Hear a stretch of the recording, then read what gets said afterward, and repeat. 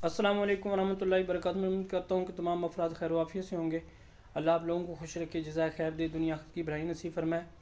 तो dear viewers, मैं बात करूँगा जो है दुआओं के हवाले से। एक दुआ आप लोगों को अर्ज़ कर रहा हूँ, बल्कि दो अज़कार हैं जो उनका एहतमाम करेगा। वो दिल के अंदर जितनी भी नेक ख्वाहिशात रखता है, जो हसरतें रखता है, जो उम्मीदें लगाए हुए है, तो दो अज़कार ऐसे हैं जिनका एहतमाम करने से जो है सारी दिल की ख्वाहिशात, जो नेक मुरादें, नेक दुआएँ हैं, वो सारी की सारी कबूल हो जाएंगी।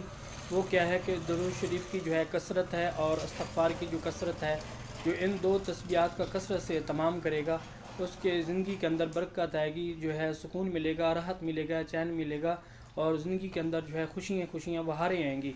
तो जो इन दो अज़कार का जो है एहतमाम करेगा, दुरूद शरीफ और इस्तग़फ़ार का, उसकी दिल के अंदर जितनी भी नई ख्वाहिशात हैं, जितनी भी उम्मीदें लगाए हुए हैं, जो उसकी लंबी लंबी सोचें हैं, जो दुनिया आखिरत की भलाइयाँ चाहता है, इन दो अज़कार के जो है करने से जो है अल्लाह पाक जो है बग़ैर हाथ उठाए जो है उनकी दुआएं कबूल फरमाएंगे।